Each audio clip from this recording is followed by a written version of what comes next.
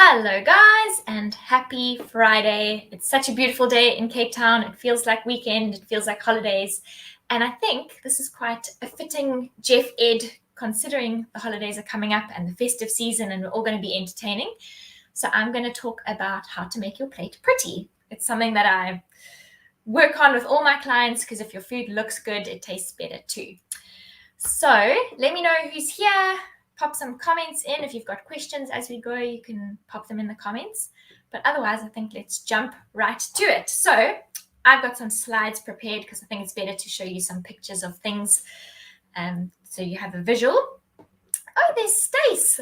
That's my cousin. Hello. Hello, Pat. And cue the dogs. They sure know how to pick their timing. Okay, so how to make your plate pretty, because when a plate looks good, it appeals to all of our senses. So we can almost taste it and smell it before we've even dived in. So it's something that we can all work on. So next slide is just a couple of different ways of plating. So the classic with your starch at 11 o'clock, your veg at 2 o'clock, and your protein at 6 o'clock. This is probably how your gran is going to plate her roast beef with veggies on a Sunday. It's simple, it's clean, you can see what everything is, and easy enough to do. Hello, Nicole. Okay, and then freeform, you're going to see this in modern fine dining restaurants. It's more artistic, more creative, and they're not just going to drizzle on some sauce. They're going to blob it and smear it, and sauces are going to come in different textures and consistencies, maybe foams and mousses, pastes, jellies. That's what freeform is going to be like. Lots of different textures and colors as well. And then we've got landscape. So this takes inspiration from nature. It's usually low and long across the plate. So if you think about a flower bed, it's got a bit of soil and then it's built up with different flowers, different greenery. That's what landscape plating is going to look like. Who we got? Iva, Debbie, hello everybody. Nice to have you here with me.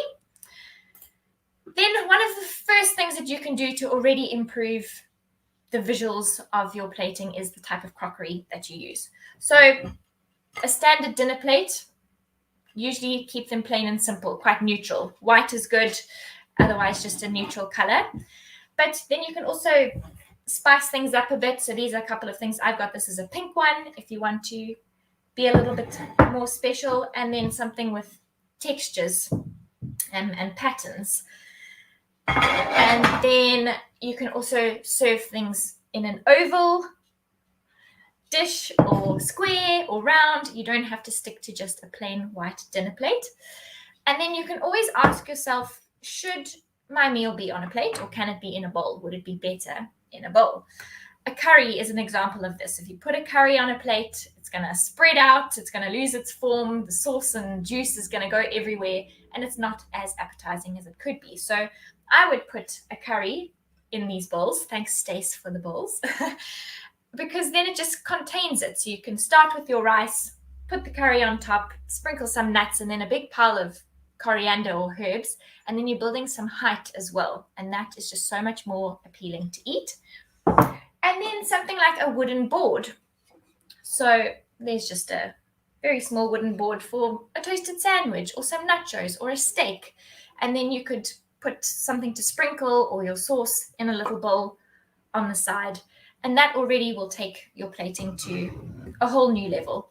Even the way you don't have to dish up the protein and the veg and the salad onto a plate and then serve it to everybody like that. You could put all of your different items in different serving platters and take the whole lot to the table, and then it becomes a sharing feast. And that already is going to wow your guests rather than just receiving a plate of food in front of them. Hello, Candice. Okay. Then the way that you prepare your food can make a difference as well. So should you slice something thin? Should you slice something thick? I think I've got a couple of examples here, and the standard for slicing a carrot is in little discs, right? But if you just slice it on the diagonal, it changes it completely. It's so much more elegant, especially like a roasted carrot salad would look really nice cut like that. Or cut it into matchsticks And then tomatoes, I've got an example. So you can either leave them whole, or we usually just cut them in half. But if you quartered them, on like longitudinally quarter them, they just look really good. Even within a salad, don't chop things all the same size and make it look exactly the same. Ribbon your cucumber, halve your tomatoes, make your carrots into little matchsticks, because when there's different texture and different shapes, it makes our brains think that there's a whole lot going on there, and then we enjoy our food a lot more. So blueberries as well. You can either keep them whole or slice them in half, and then you can see this adds an element of color to your plate. So in a salad, if I'm using tomatoes, I might chop even the tomatoes all in different ways. Leave some whole, quarter some, slice some. So lots of different options. Henny, can we get that slide a bit bigger? There we go. Okay, then should you cook something? Should you leave it raw? Should you pickle it? That is going to make a difference of how it looks on the plate. So with tomatoes, you can roast some, you can keep others raw, and you can pickle them all in the same dish. And those different elements are going to add a different visual to the dish. Think about boiling and steaming versus roasting. Which one are you going to want to rather eat, a boiled potato or a roasted potato?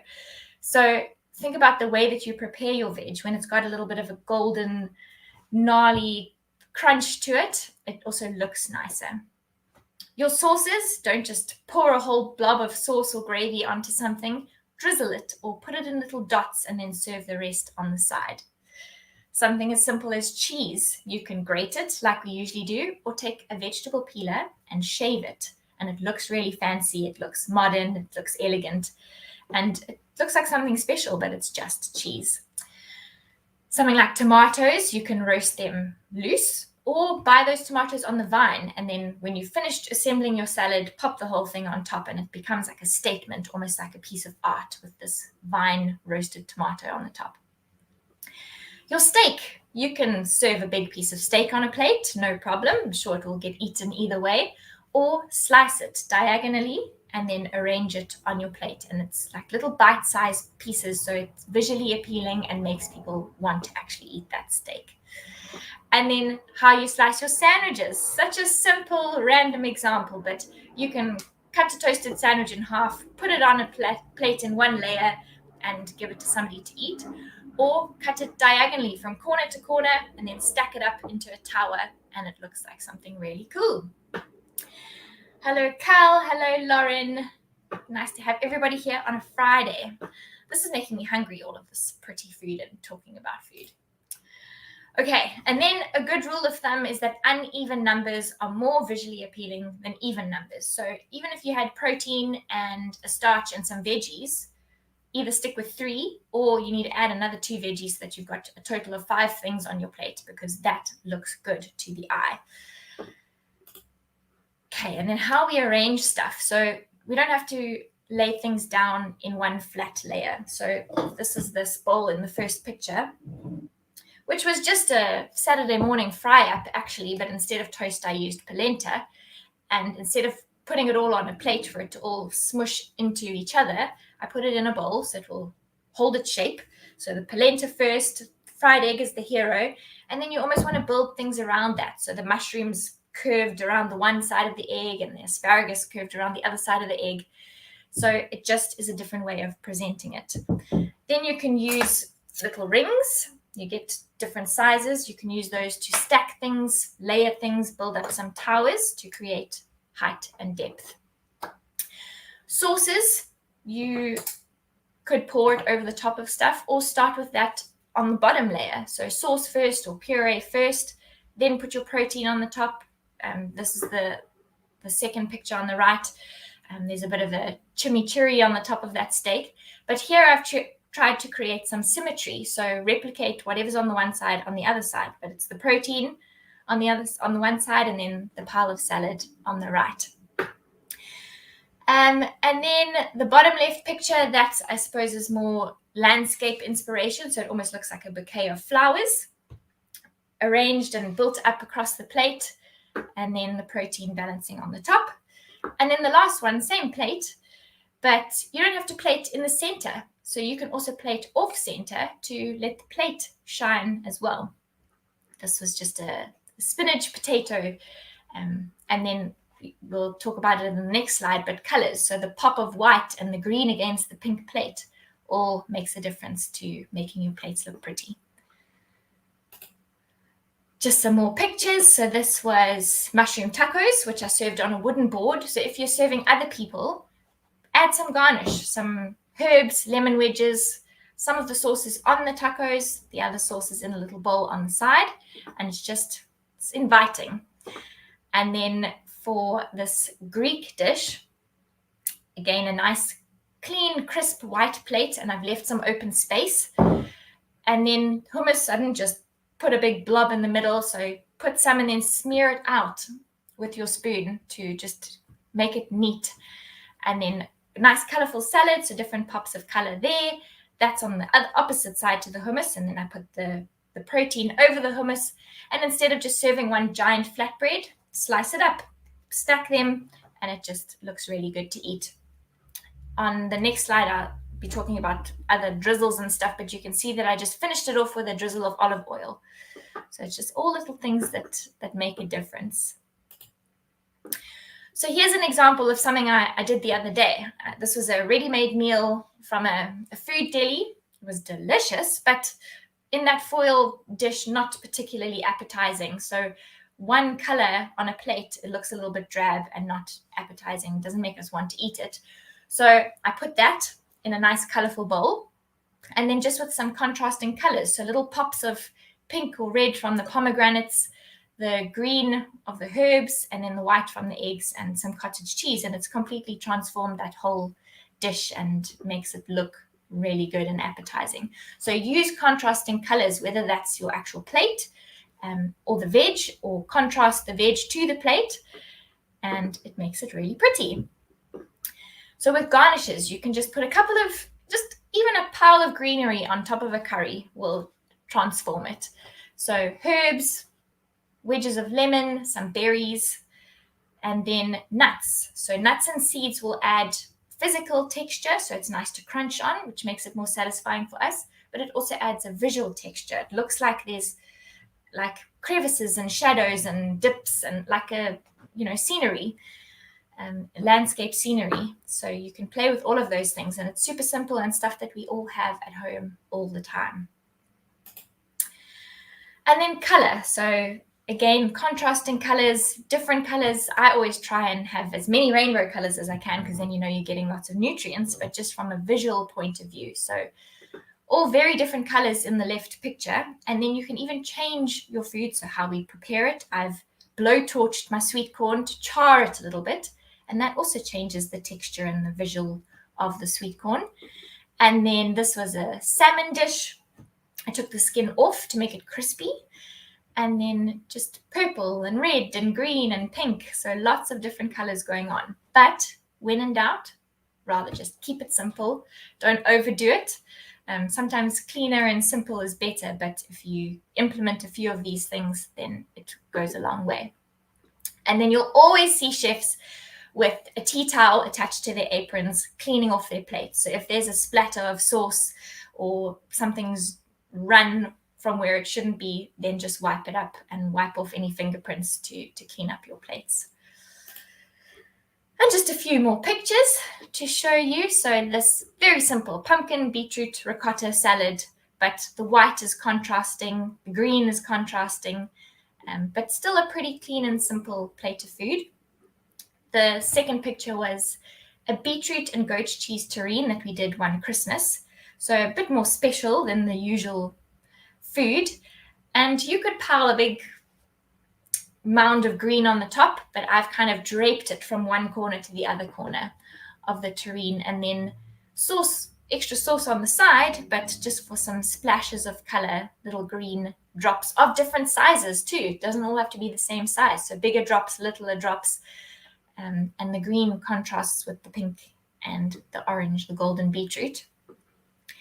And then how you could plate your sauces. So hummus would be a really good example. You could put a blob down and then take a spoon and smear it into a different shape, like I did in that third photo. And then radishes. So those little radishes are sliced really thin.